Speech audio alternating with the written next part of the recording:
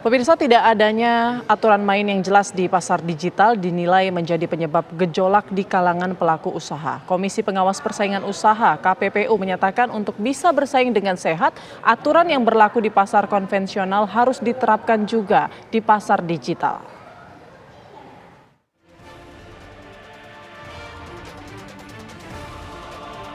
Komisi Pengawas Persaingan Usaha (KPPU) menyatakan Indonesia membutuhkan undang-undang yang mengatur khusus tentang pasar digital.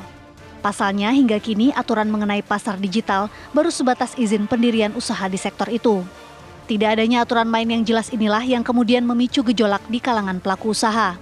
Pasar tekstil konvensional seperti Tanah Abang babak belur karena tak sanggup bersaing dengan online shop yang bisa menjual barang dengan harga miring.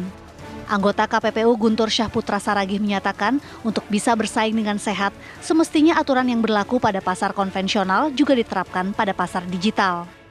Terkait dengan pasar ini sebenarnya KPPU sudah lama sudah mengendus ini ya, artinya kehadiran pelaku usaha social commerce, e-commerce begitu. Itu mengapa dalam beberapa waktu yang lalu kami sudah mendorong juga untuk dilahirkan aturan tentang undang-undang pasar digital, karena seyogianya karena ini bisnis, seyogianya makanya apa hal-hal yang diatur dalam pasar konvensional juga ada diatur dalam pasar digital. Contoh sederhana, dalam hal perlindungan konsumen, pelaku usaha di pasar konvensional itu diatur oleh perlindungan konsumen. Bagaimana dengan yang di pasar digital? Kemudian juga tentang pajak dan tentang aturan-aturan terkait dengan standarisasi produk. Hal ini seharusnya berlaku sama, begitu, sehingga apa? Sehingga biaya yang ditanggung oleh pasar konvensional, kayak Bu Iin tadi, itu juga ditanggung oleh pasar digital. Sehingga ketika pemberlakuannya sama, level playing field-nya sama, maka dia bisa berkompetisi di pasar. Menurut Guntur, permasalahan lainnya adalah lemahnya perlindungan konsumen di pasar digital. Ketidaksetaraan beban biaya yang harus ditanggung oleh pasar konvensional juga menjadi penyebab barang-barang di online shop bisa dijual dengan harga yang sangat murah jika dibandingkan dengan pasar konvensional. Pada dasarnya bukan soal retail masuk kepada pasar TikTok, bukan. Tapi persoalannya adalah ada pasar digital yang aturannya juga berbeda. Contoh, afiliator ini ditaruh kemana? Misalnya para artis, para public figure. Apakah dia bintang iklan? Tidak. Dia juga mensupport. Kalau bintang iklan itu berlaku periklanan, komunikasi pemasaran. Tapi kalau di sini dia juga seperti mendorong, bahkan barangnya dia juga ikut dan dia mendapat komisi dari situ. Apakah dia retailer? Tidak. Gitu. Sementara di pasar konvensional diatur tanggung jawab retailer. Gitu. Sehingga ini saya tidak cukup. Gitu. Bukan berarti memindahkan pelaku usaha konvensional ke digital, tapi juga melindungi mereka dari, dan terutama sebenarnya seharusnya yang dikedepankan adalah perlindungan konsumen. Gitu. Karena apa? Konsumen berhak dilindungi sesuai dengan Undang-Undang Perlindungan Konsumen. Contoh, di konvensional konsumen berhak untuk dapat retur ketika barang tidak sesuai. Ini bagaimana dengan pasar digital? Ini kan tidak. Sehingga apa? Ketika biaya-biaya yang harus ditanggung oleh pelaku konvensional tidak berlaku dengan pelaku usaha digital, maka mereka memiliki kemampuan untuk menaruh harga yang lebih murah. Jadi saya pikir ini bukan mendorong itu ya, ini sebagai opportunity, tapi kembali lagi mari kita tegakkan juga perlindungan konsumen kita di pasar digital. Mari kita tegakkan juga standarisasi produk di pasar digital. Pesatnya digitalisasi di dunia usaha sudah semestinya direspons cepat oleh pemerintah dengan menyediakan payung hukum yang jelas. Aturan tersebut harapannya tak hanya berpihak pada pelaku usaha, melainkan pula pada perlindungan konsumen. Tim TV One mengabarkan. Lalu bagaimana tanggapan pedagang pasar konvensional dan pedagang online mengenai keputusan pemerintah ini? Sudah bergabung bersama kami Edri, pedagang pasar Tanah Abang, dan Atika Suri, pedagang di TikTok Shop. Selamat siang Mas dan Mbak. Selamat siang. Selamat siang. Saya mungkin mau ke siang, Mas Mbak Putri. Edri terlebih dahulu ya Mas Edri. Ini katanya aturan baru soal larangan ini, apakah kemudian membawa kabar baik mungkin untuk para pedagang konvensional seperti Mas Edri? Oh, sangat membawa kabar baik itu Mbak Putri ya. Iya. Apa sebenarnya dampak yang selama ini dirasakan dengan munculnya social commerce ataupun juga akun sosial media yang kemudian bisa bertransaksi jual beli? Dampaknya bisa dilihat dari keseluruhan Mbak ya, bukan di Tanah Abang aja. Di daerah juga bisa dilihat sepi semuanya kan. Baik. Jadi kita bukan lihat dari Tanah Abang aja, dampaknya ke semua daerah. Baik, sudah berapa lama kemudian kerugian ini dirasakan dan seberapa besar sih kerugian yang Mas Edri khususnya alami saat ini? Menurun berapa banyak, Mas? Kalau penurunan buat kami di sini pedagang Tanah Abang, mungkin di Tanah Abang atau di daerah-daerah bisa dibilang mungkin 75%-an ada, Mbak. 75% omsetnya menurun. Sejak berapa tahun, Mas?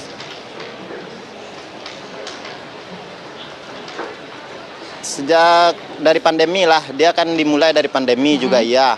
Ditambah dengan maraknya dagang online ini kan menambah juga, Mbak, penurunan omset kita di sini. Baik.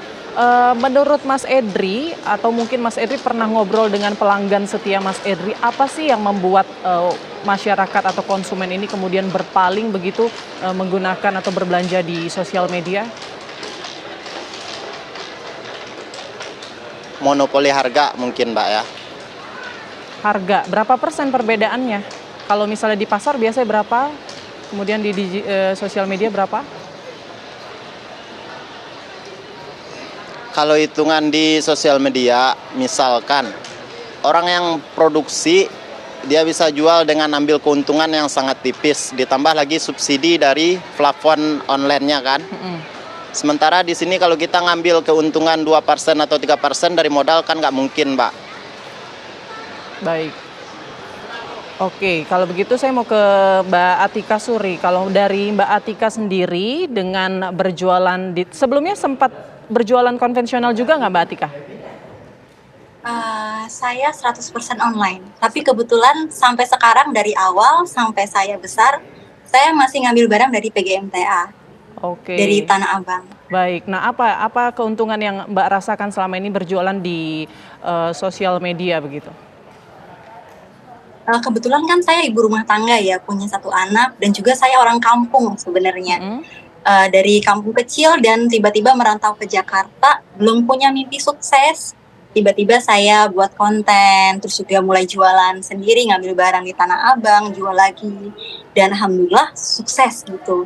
Dan banyak juga di balik kita semua yang berawalnya dari nol dan juga nggak punya apa-apa, nggak bisa sewa toko, nggak bisa stok barang dan lain-lain. Dan kita manfaatin Tanah Abang untuk penjualannya. Dan kita lewat platform TikTok. Mungkin nggak semuanya terlihat, tapi ada beberapa, bukan berapa, ratusan seller yang bergerak di hal tersebut gitu. Baik. Tapi kalau untuk monopoli harganya, Mbak, itu benar ya platform media sosial itu kemudian memberikan diskon dan akhirnya jadi membantu para pedagang online ini lebih banyak meraup untungnya atau seperti apa?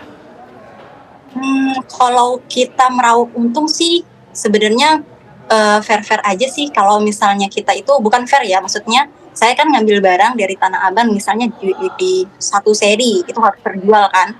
Nah, kita paling ambil untung 20, 30 sama kayak penjual-penjual lainnya. Kemudian kalau misalnya voucher dan lain-lain itu juga nggak tiap hari didapetinnya. Kadang ada event ya, pas event dapat dan nggak semua seller juga dapat.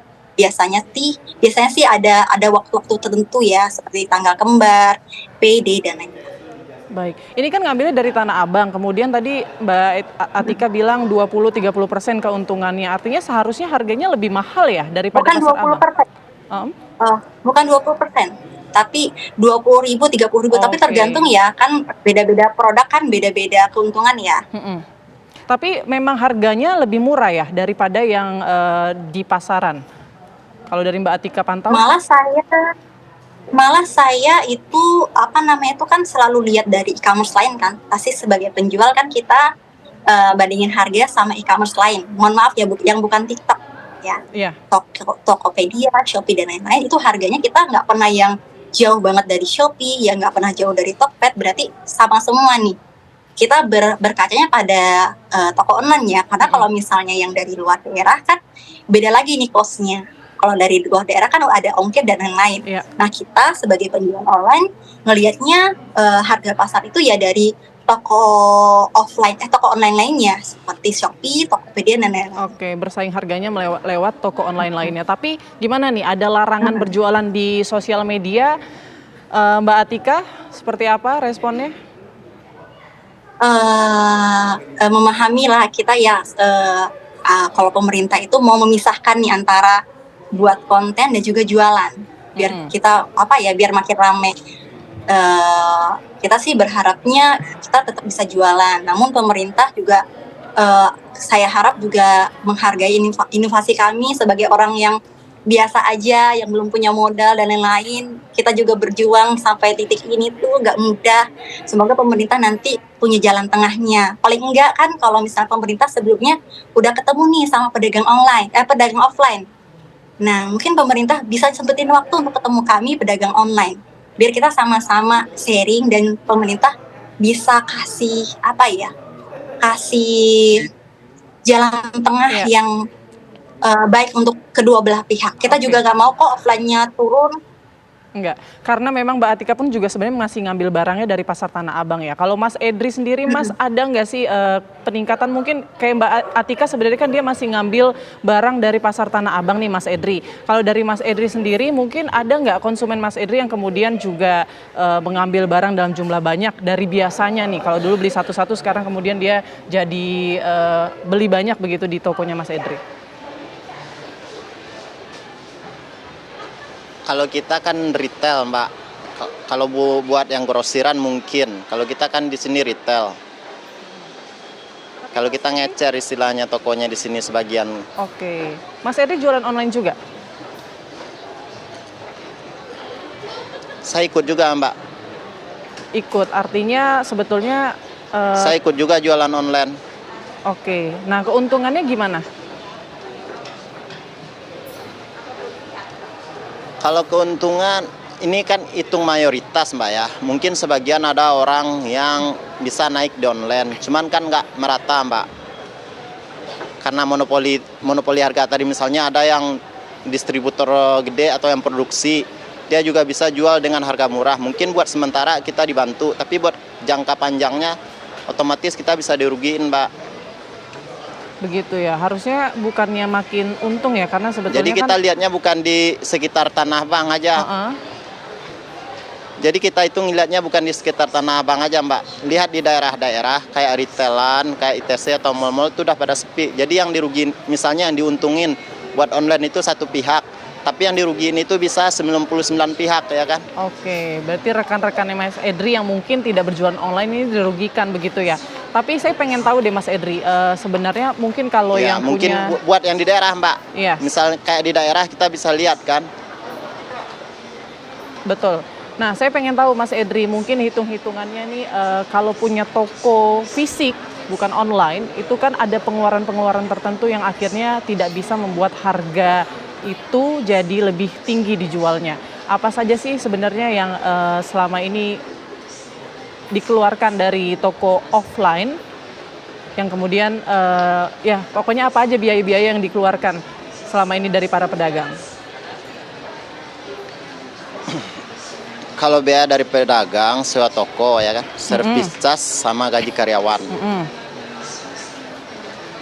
Oke, berarti ya, kalau tiga karyawan... itu ya, kalau kita di istilahnya nyewa tempat.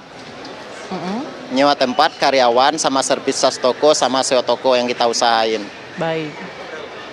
Oke, terakhir ke Mbak Atika, kalau dari pedagang online sendiri Mbak Atika ada pengeluaran apa lagi? Kalau tadi pedagang konvensional ada biaya toko, karyawan, kemudian listrik, air, dan segala macam misalnya pendukungnya. Kalau dari Mbak Atika sendiri apa? Mungkin hampir-hampir mirip ya, tapi untuk biaya toko itu tuh diubah menjadi biaya sewa gudang. Terus untuk air, tetap air ada, wifi dan lain-lain. Karyawan kita lebih banyak karena kita perlu tim packing, tim admin, tim host, dan juga saya singkat cerita ya, dari tempat saya ambil barang, mereka dari mulainya hanya 20 penjahit, sekarang udah nambah karena kerja sama kita itu 150 penjahit. Berarti dibaliknya ada 150 orang penjahit. Iya. Gitu. Dan pengeluaran lainnya, ini kan bahas pengeluaran ya. Gudang, listrik, wifi, rumah, pegawai, dan juga ada biaya iklan dan juga admin dari TikTok Shop-nya. Baik, baik. Oke, itu tadi ya. Mungkin kita harapkan semoga Kementerian Perdagangan atau pemerintah ini memberikan solusi atau jalan tengah ya agar tidak ada pihak yang dirugikan. Jadi dua-duanya sama-sama untung ke depan. Mungkin semoga juga terselesaikanlah masalah ini dengan baik. Terima kasih Mas Edri, pedagang di Pasar Tanah Abang, dan juga Mbak Atika Suri, pedagang online di TikTok Shop. Terima kasih, selamat siang.